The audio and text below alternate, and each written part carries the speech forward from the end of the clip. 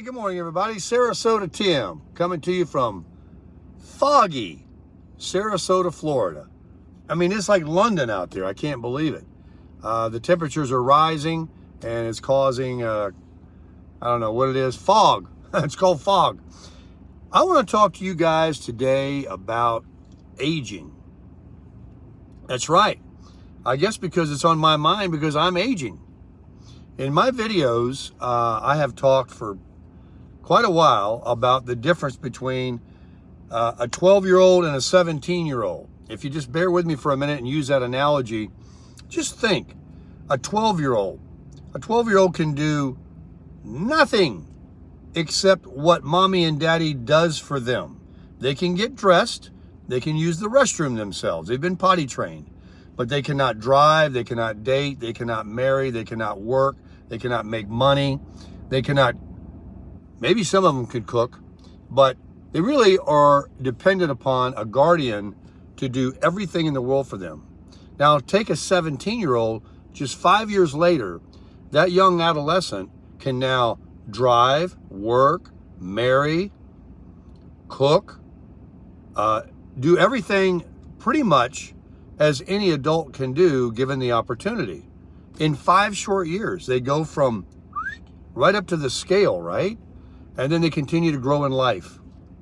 And then there's a point you get to where you're riding that roller coaster and you're getting up and you're getting up, and then it just starts to go downhill. Now, some people reach a pinnacle higher than others, but somewhere in a certain range, the roller coaster starts to go downhill. Like a car. You get so many miles on it, 50,000, 75,000, 100,000 miles, and it needs tires, brakes, and some minor things that are definitely going to wear out, wear and tear items. Then you get into higher mileage or even sooner, and some of them have malfunctions. You know, their gizzards break, the alternator, the air conditioning system, the transmission. Major things happen. And it's the same thing with human beings. And I think that when someone gets to be the age of 62, you have to think about this too. We talked about the 12-year-old, right? The average lifespan is 73 years old for a male in the United States of America. And although there's people that live a lot longer, look at Jimmy Carter. There's plenty of people.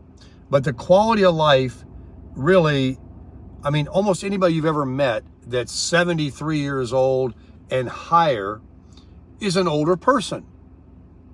Some are very exceptional. You would never guess they're that old. But the very vast majority, they're older. And so there gets to be that point where the roller coaster is going to go downhill. And what else happens? Things start wearing out. Even before that, let's go back to the age. The age is 73, average age. It was 76, it was 73, it fluctuates. It's right in there. That's the average age. That's all you get for most people. So if you're 35, you're halfway through your life. If you're 40, you're over halfway. If you're 50, you got way less runway in front of you than you got behind you. If you're 62 and you don't collect your Social Security and start retiring and living a freer life and stop going to a workplace, stop doing all the stress, stop dealing with traffic, paying what it costs to keep a job, dealing with the politics and everything else. If you haven't prepared yourself and gotten your debt down to none, or just the minimum it costs to live, at 62, think about how short of a runway you've got in front of you. How much more of your life do you want to just sign away to an employer, to something, and end up dying maybe around 73 and never had the opportunity to live your life? Or worse yet, what happens when you're 50 and you're way over the halfway point, because most people don't live to be 100, but you get to be 62 and you neglect to retire. You're not able to because you've put yourself in so much debt. That would be the only reason I would say you're trapped. But you got a plan, get rid of all that debt. And at 62, get your Social Security and only work 20, 25 hours a week, or even less if you've got a niche that can make a lot of money in an hour, or doing a transaction or doing a buying and selling. There's so many ways hustlers can make money working for themselves. But if you have to go to work as a greeter at Walmart and you just want to work part-time and supplement your Social Security, at least you still have a lot of time off. You're just standing there doing your own thing. Nobody's bothering you. You don't have all that stress of, being on the computer and a workload that's given to you that you're under pressure to get done, micromanaged, all of the stuff that goes along with working a prison job. But I want to get back to the age. So here comes 40 years old. Heart attacks are starting to happen to so many men and women, a lot of men at the age of 40. It's the second biggest killer. It's either the first or second, heart attack and cancer. Those are the two. So if you don't have a stroke or a heart attack and you keep going, you're still pretty healthy, then maybe it's diabetes. Maybe it's your hips and your legs and your ankles and your knees and other things that are wearing out. Maybe it's your heart. Maybe it's something, some kind of your eyesight. All of these things that will inhibit you from living the quality life that you enjoyed when you were in your 20s and your 30s and your 40s, but yet you were busy paying off your home, raising your children, putting them in college, supporting your spouse, supporting each other, and just dealing with the rat race of working a prison job. And so now you've got some kind of health issues. And then you get to be 62 and you're looking at like maybe a decade of real quality life left if you haven't had, any major health issues. You still got a good hip and knees, and you haven't had any heart issues, and you don't have diabetes. You're still going to the gym. You're relatively good, but you're slower. You're definitely slower. You're getting older. You can't run as fast as you could. I mean, teenagers are outrunning you. They're leaving you behind. You can't jump as high.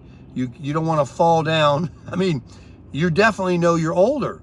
And so you just go around and, but you're healthy and you live your life. And then, you start going from 62 to 67. We're going to get back to the 12-year-old and the 17-year-old analogy. The same thing happens. You got to the top of the roller coaster, and now each year of those 5 years, exponentially, you start to slow down. You start to degrade. You start to going into being that next and final chapter of your life where you look, act, think, are old. And the next step is the dirt bed. Now, you may live to be 80 or 90 years old, but really, unless you're Jack LaLanne and you don't have it like I got it, and you're just really crushing it, everybody wants to go to heaven, but nobody wants to go to night. Everybody wants to be 100. Nobody wants to die. But a lot of people, I think, that when you talk to them that are in their 70s or 80, they are like, hey man, I would love to have a do-over and go back to being 62 or 52 or 65 and doing some of the things that I wanted to do in my life. You can't go through life and just become a workaholic, become in debt, be a slave to a job, to be a slave to debt, credit card debt, auto payments and things like that.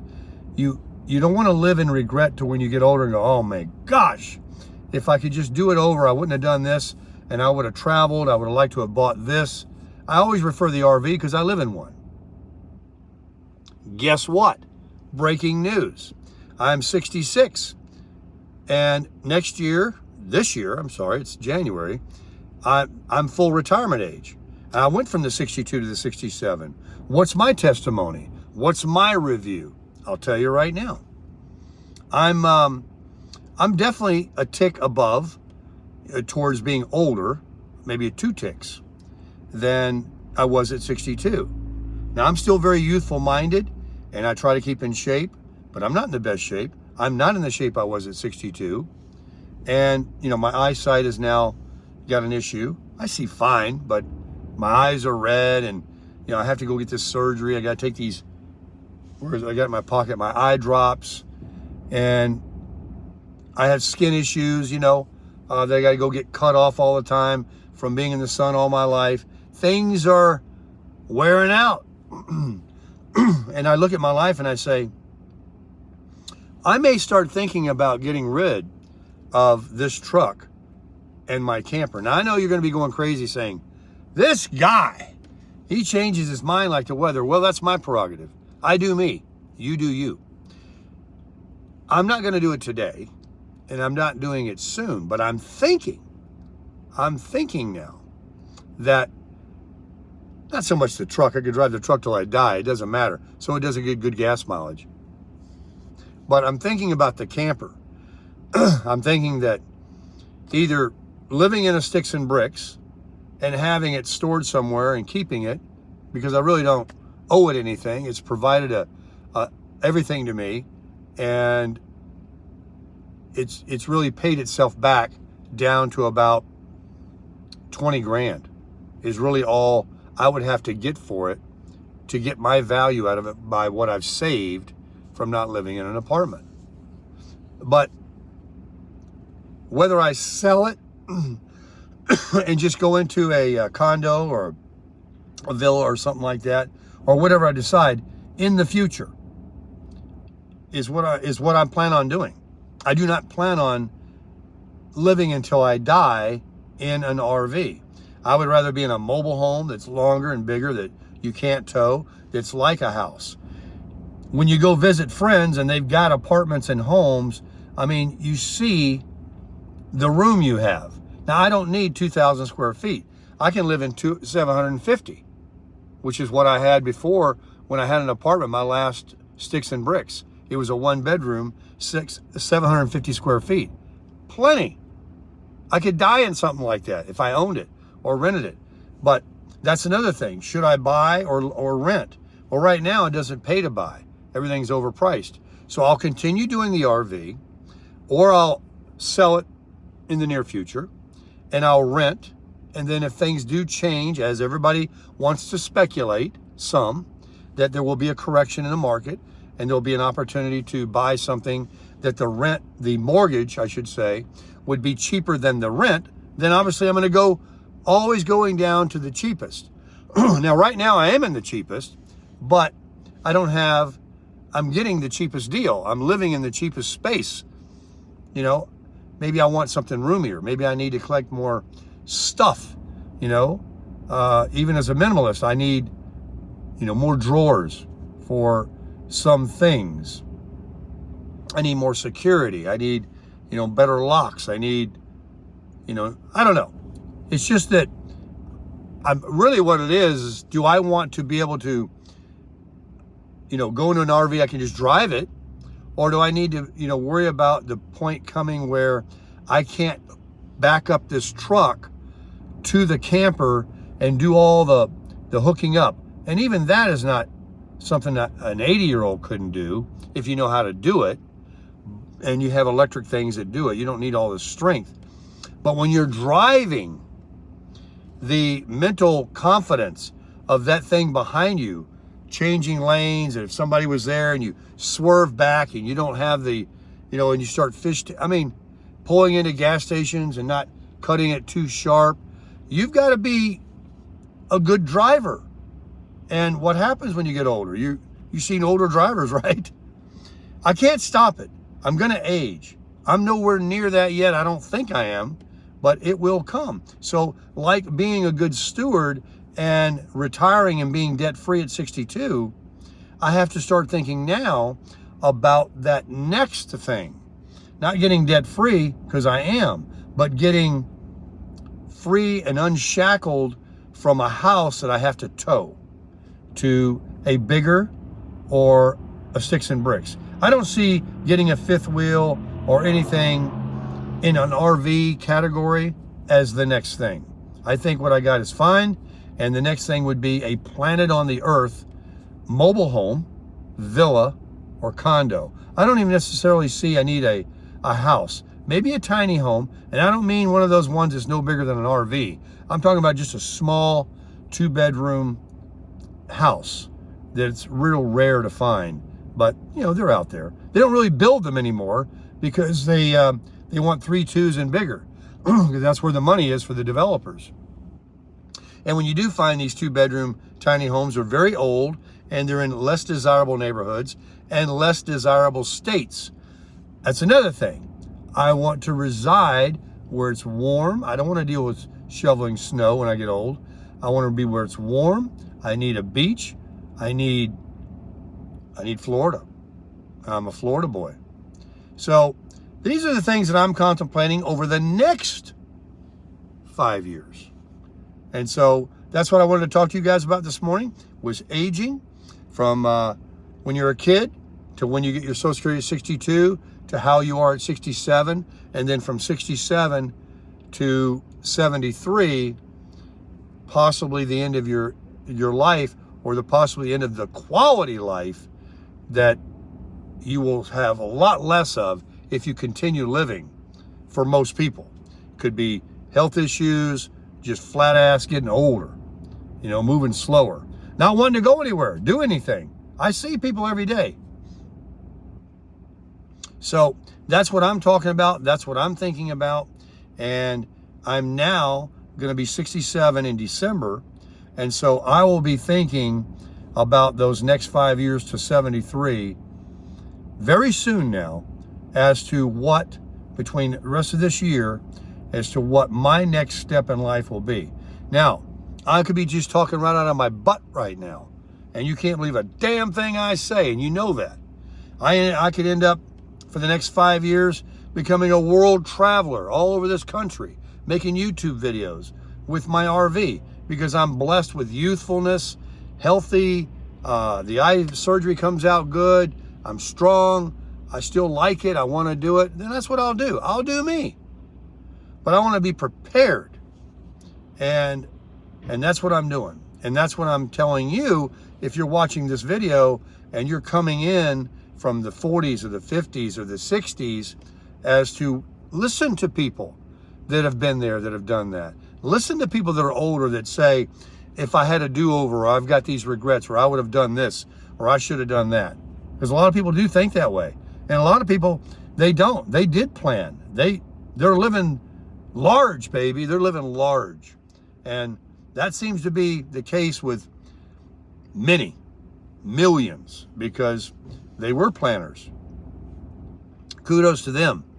But if you've been kind of working your way through different niches like I've done in my life, self-employed, you know, you weren't wealthy, you didn't make a ton of money, but you made some money, and you know, you got a little bit of money, and you got your debt down, and you get by because you don't have a huge overhead, and you just figured out a way. That's the way I roll. That's what I do.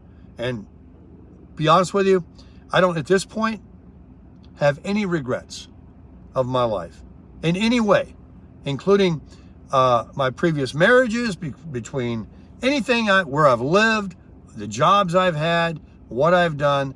Yeah, there were struggles, there were setbacks, but everything was a character build. Everything was to further me along, to teach me something else, to appreciate the next step when I look back at the job I had, the person I was with, the money I was making, the place I lived. Everything. How do you compare anything if you haven't had it? So, no, I have no regrets, none at all. And if you would call it a regret, I don't think that word, I think that's too harsh of a word. Maybe a disappointment, or I'd have done it a little bit differently, maybe. But no, I've always said, this is another saying of mine. If the good Lord took me today, I've had a good one. I really have. I'm very grateful for what I have and the way I'm living now. And actually, it's going to get better. It's going to absolutely get better. I'm going to continue to crush it.